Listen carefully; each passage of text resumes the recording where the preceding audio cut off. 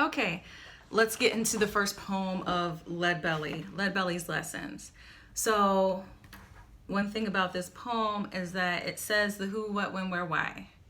It gives all of this. It's a great way to introduce all of those elements for the book. So the who, we meet Leadbelly before his name is Leadbelly at the age of 12 years old.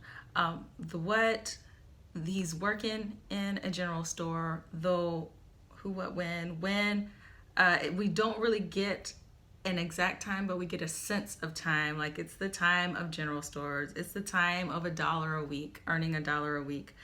Who, what, when, where, Louisiana, why.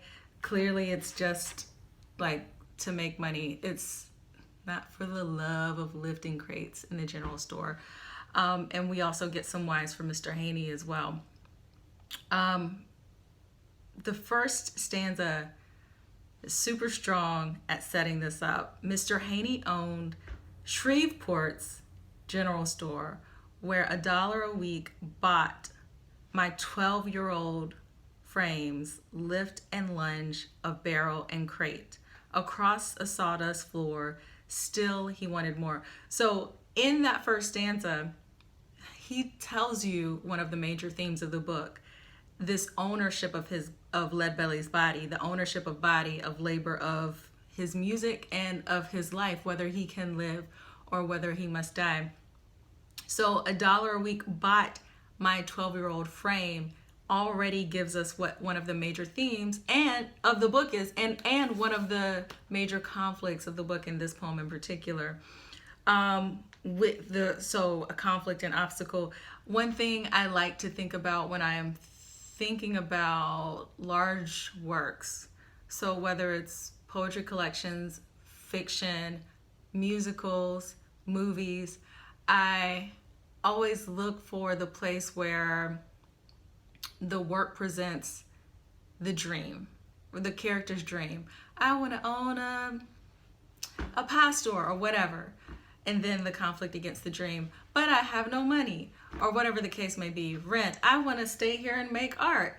And the conflict is, but you live in this capitalist system, you need to pay rent, you haven't paid in a year, and we want to gentrify this area. So, things like that. And I feel like when you get that moment of, here's my dream and here's the obstacle, you get buy-in from the audience. So I think he's doing some of that work in that first stanza, in this first poem. We've already gotten the obstacle, and it seems like here, the simple dream might be, I just want to be free. I really just want to be free, and this guy owns my labor, my body, for $1 a week. Then we continue. The guitar refused to get naked with Haney. So we already have this conversation about, or reference to the guitar as being female, as being Leadbelly's primary love and lover, right? Throughout the book, that's the way it's talked about, to the point where one of the female characters, Era, destroys Stella, the guitar, because of the competition Stella provides. So here we get that, like, the guitar refused to get naked for Haney, but would for Leadbelly. So there's this access and that Leadbelly has that can stimulate this white envy that he talks about. Haney would fumble up the seams of the hidden croon, hook, snap, and bodice of each tune, mangled down to a stunted strum. He'd quit. He'd hoist bourbon and order me to horse song. So we get order me to hoist song. This issue of music as, what did I write in here? Music as, I wrote it better than I might say it right now. So, music as work, music as labor, music as what will eventually become convict labor, music as prison work, whether it's Leadbelly or whether it's these other people that Lomax goes after later in the book, where he's just pulling random people, getting them to sing to see if they have any talent, and changing his contracts according to what he learns from Leadbelly. So music in a way becomes sharecropping. Leadbelly's father was a sharecropper, and music in it takes on that kind of role where Leadbelly does not own his music, does not own his masters, does not own his performances, does not even make an equal amount of money. He is constantly working to pay off of expenses through the music labor, and then after expenses are paid, he just gets a little bit enough to live, but he's still starving. So it really made me think about music as, for these artists and for contemporary artists, being a kind of sharecropping. And here we get our first hint of that, where he's ordered to croon. He's not really being compensated for it. He's not there to croon, he's there to lift these crates. So then we get he ordered me to hoist song, the velvet locomotive of marrow deep hum. I want to pause here and just say, I started recording how many different ways Tyehimba Jess refers to music or song and refers to guitar. He puts so much work into how he references these things, because he can't spend the whole book talking about music and talking about guitar and then repeating those words. Oh, he got creative. So I'm going to run down some of them just for a second. He calls the guitar swollen center. Stroke the living song from my hips, the hips of the guitar. My 12 tongues. This is later in the book, by the way. Strangling spine, voice of jungle chords, box of strings, starvation box, wooden head with open mouth. He calls the guitar landscape at one point. Wooden 12-string, fretboard, my baby's hips, watermelon hips, sundown lips, the fat black hand of 12-string clamor. It gets super creative. And then for music, he calls music hidden croon, clasp and bodice of tune, mangled stunted strum, velvet locomotive, narrow deep hum, reel and jump, wooden clothes, that's just in the first poem, and then later poems, dynamite bones, tornado hum, graveyard garden tongue, gilded mouth, dozen metronomes nailed in heart, newfound sinner's sigh. He's talking about guitars here. Throat lined with church load of moonlight, blues afterbirth of Bible and Baal. He's still talking about music or song. He put a ton of work. I stopped recording when I got to like page 23, when I got like 13 pages in the book, because the pagination starts at 9. So I got 13, 14 pages in the book and was like, okay, I'm going to stop recording this because I will fill up pages of how he refers to song. So that gets me to at the point of his language here. He is establishing how language will be used here. Hoist bourbon, hoist song, like that's really creative language, and his language is so thick, it's so dense that it causes, because it's not necessarily it is conversational, but it's not normal conversation, right? It's disguised as conversational, but you have to slow down to catch the meaning in the language in order to get basic understanding, right? Because he is so creative. He makes all these substitutions that you can't just run through it.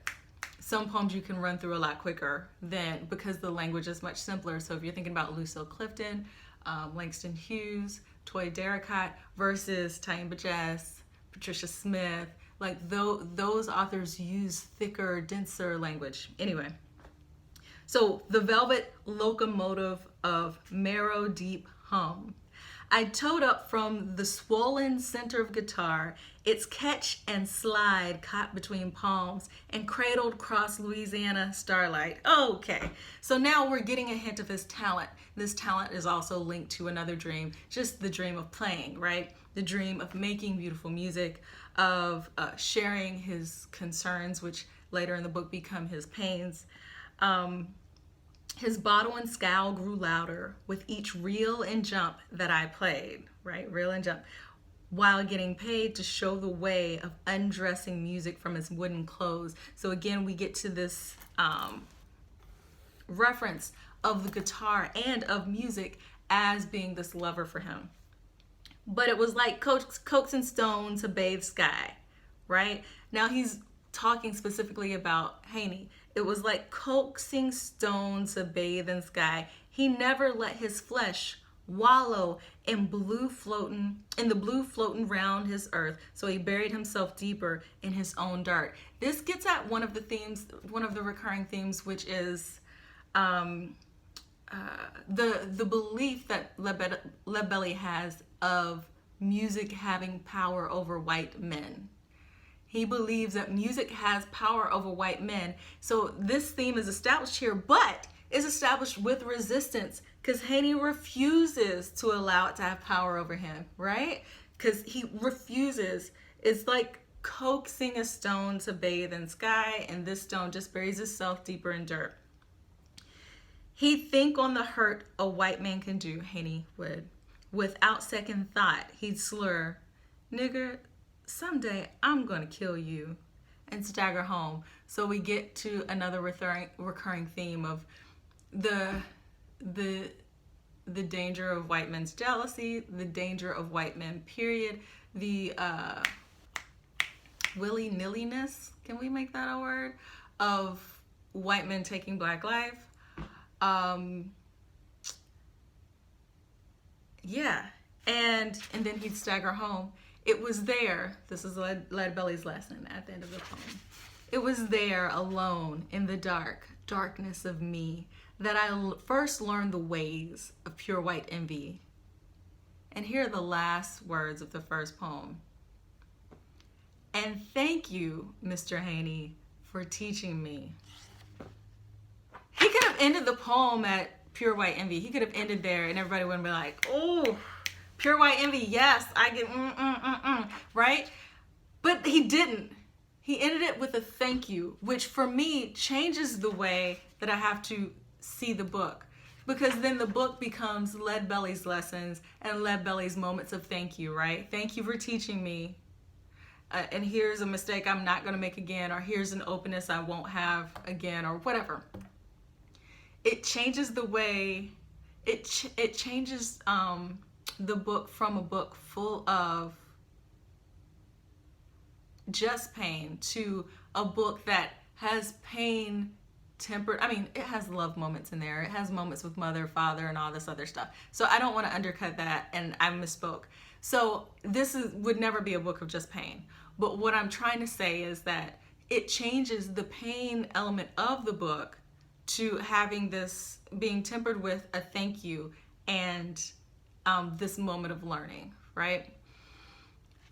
This is a super interesting way to end the first poem. Other things I want to point out about this is that, okay, so you get the who, the young black child, boy child. You get the talent, which is guitar. The dream, which is freedom of his body, of his life, of his labor, of his talent.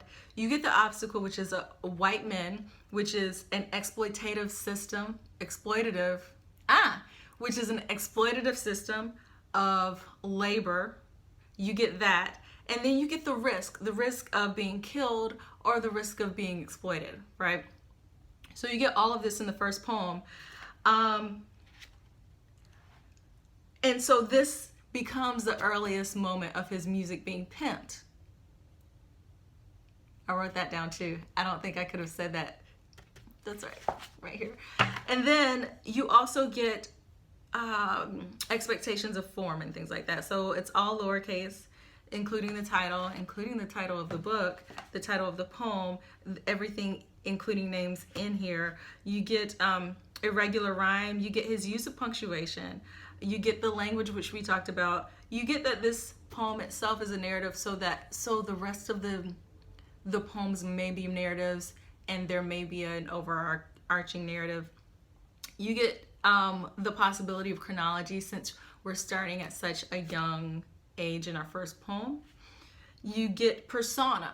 So he's writing from the perspective of leadbelly as the 12-year-old child. Tyehimba Jess is not writing as a third person point of view looking down on, let me turn that off, sorry.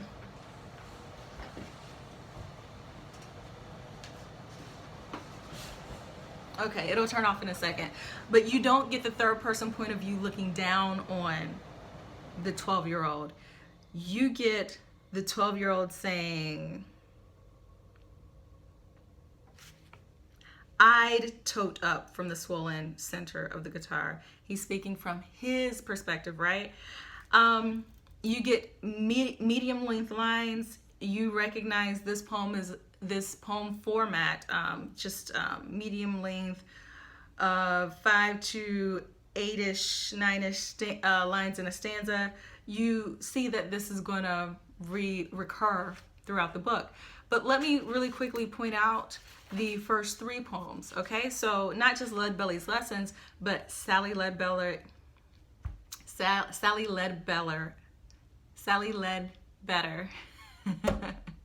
A Mother's Hymn, is written in this almost sonnet kind of style. I'm just really talking about this poem it's 11 lines, not a sonnet.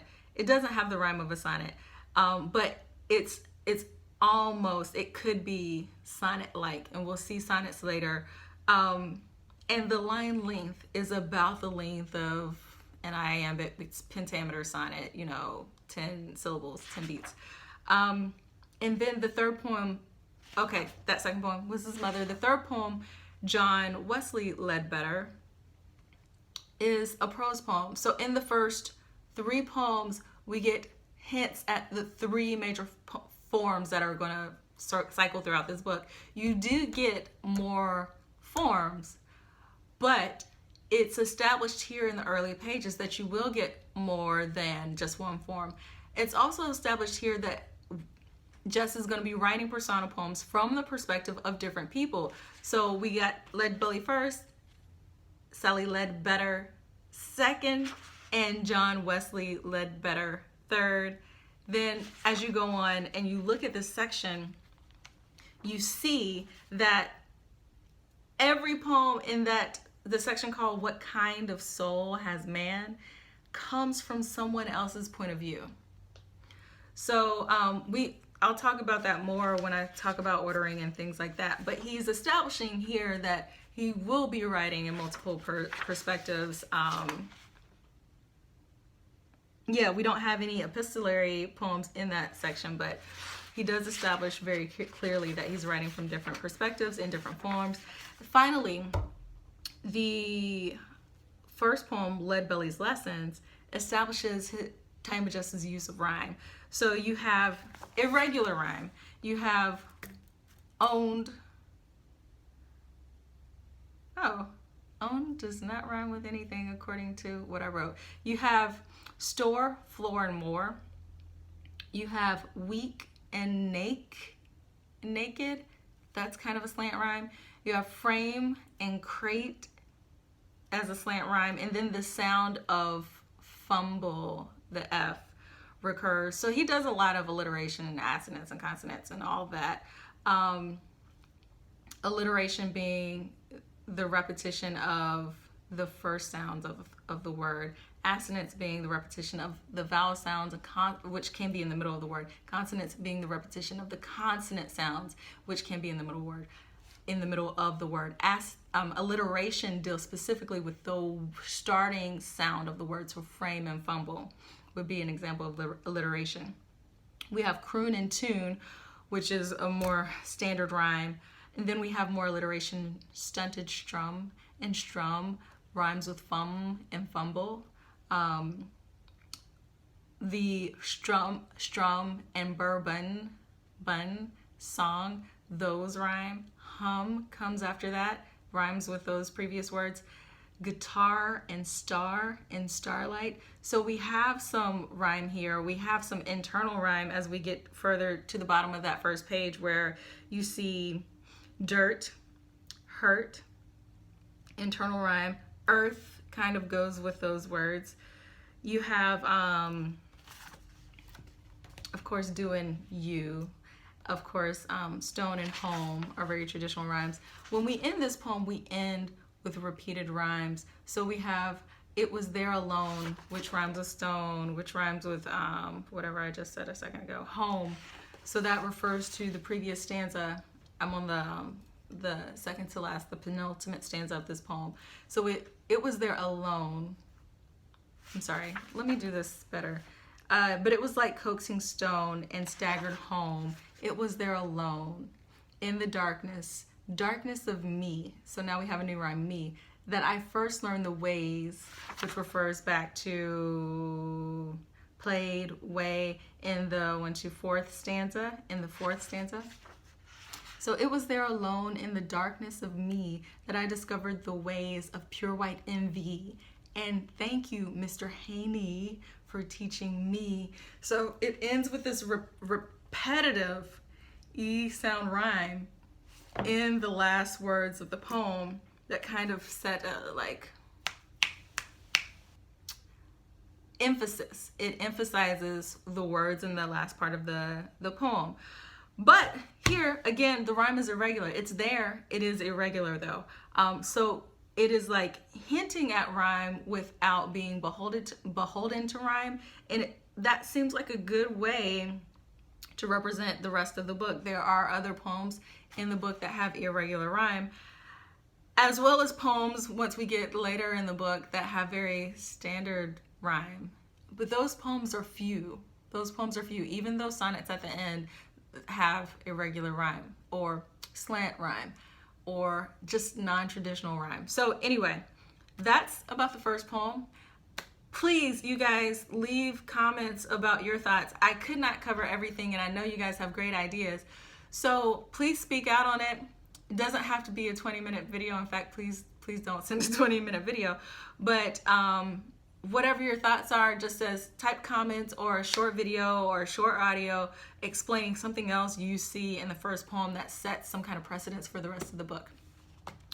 And I will talk to you guys later.